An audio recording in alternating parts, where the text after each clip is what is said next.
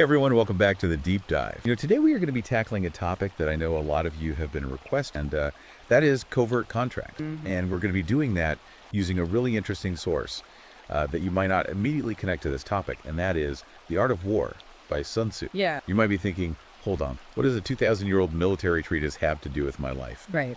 But stick with us because, as we'll see, Sun Tzu's principles are actually surprisingly relevant to navigating a lot of the complexities of modern life, and especially those hidden agreements that sometimes shape our lives. Yeah, that's right. The art of war, it's not just about winning battles on a physical battle. It's really a framework for understanding power dynamics, strategy, and human nature. Yeah. And these are all super crucial for recognizing covert contracts and figuring out how to change them.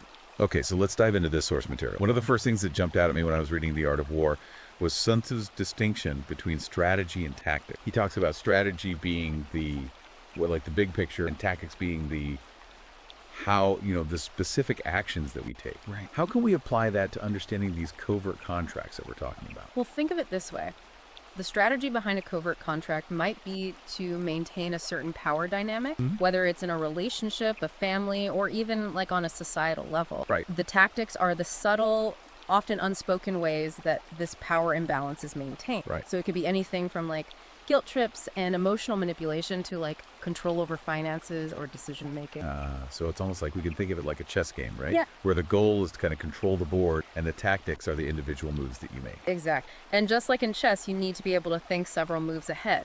Recognizing those tactics helps you to understand the bigger picture, the bigger strategy at play, and then you can figure out how to counter it. Okay, that makes sense. So once we start to recognize those tactics, how do we actually go about changing those terms of the contract? Well, Sun Tzu places a huge emphasis on intelligence gathering. He famously said, know yourself and know your enemy. Now, in this context, your enemy isn't necessarily a person, but the system or the individuals that are upholding that covert contract that you want to change. So know yourself, meaning, understand my own needs, my values, what I'm willing to accept, and know your enemy, being, understanding their motivations, maybe even their weakness, like what makes them tick. Precisely. Sun Tzu even uses a military analogy about a civil war blunder that happened because they had bad intel and they missed an opportunity. And this just highlights how crucial it is to have accurate information before making any move. It's like going into a negotiation unprepared. You need to know what you want, what the other side wants, what their pressure points are. Makes total sense. But gathering intel can feel kind of, a little sneaky. Yeah. It's not always easy to be that analytical, especially in the heat of the moment. Right. Well, Sun Tzu also addresses that. He talks about deception as a strategic tool. Okay.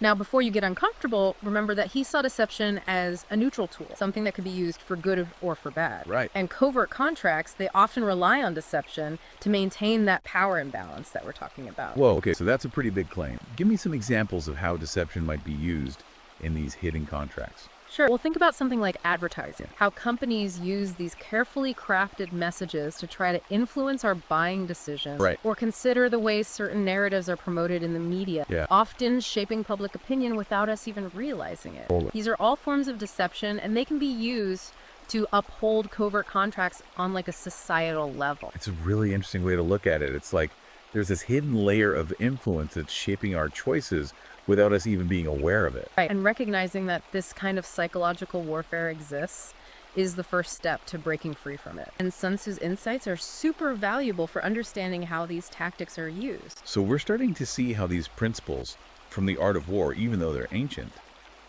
can still apply to our modern lives. Absolutely. We're learning about strategy versus tactics, intelligence gathering, and even deception.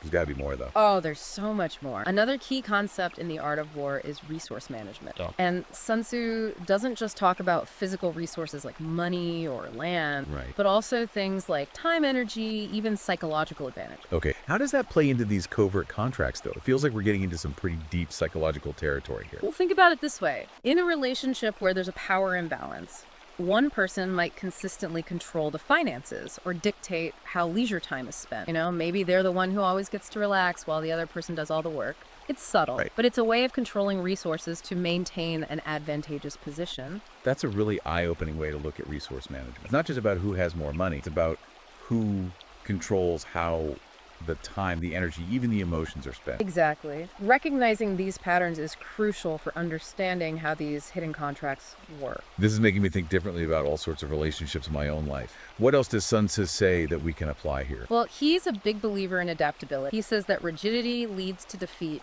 especially in a world that's constantly changing.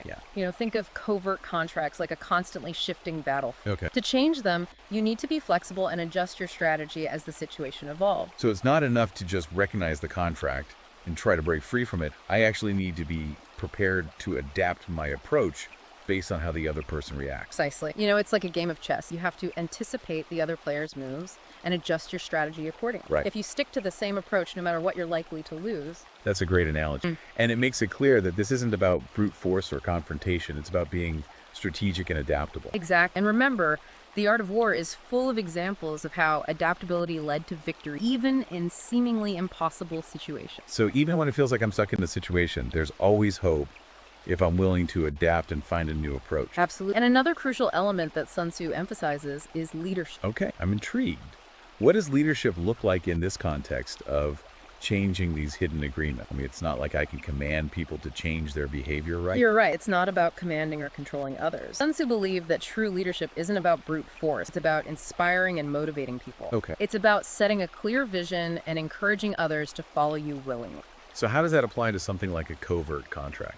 Well, when you're trying to change the dynamics of a relationship or a system, you often need to step into a leadership role. This means clearly articulating your needs, setting new boundaries, and inspiring the other party to see the benefits of a more equitable arrangement. So it's about being the change that I want to see, setting a new standard and encouraging others to follow my lead.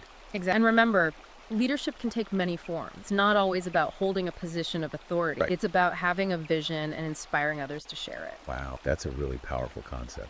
It's giving me a lot to think about in terms of how I approach my own relationships and even my role in larger societal structure. I feel like we're just scratching the surface here. There's so much more to unpack. You're right. We've only just begun to explore the depths of Sun Tzu's wisdom and how it can be applied to your life. This has been an incredible start. I can already see how these principles from the art of war, even though they were written centuries ago, can be so relevant for understanding and addressing these hidden contracts that we're trying to unravel. I agree. It's fascinating to see how these ancient strategies can be applied to modern challenges. Stay tuned, everyone, because we're going to continue our deep dive into the art of war and uncover even more insights into this world of covert contracts. One of the things that really struck me as we were talking about leadership is how Sun Tzu emphasizes the importance of understanding human psychology. Oh, yeah. He doesn't just talk about military tactics. Right. He really delves into the motivations of fears and weaknesses that drive people's actions. That's interesting. I mean, I guess it makes sense that a military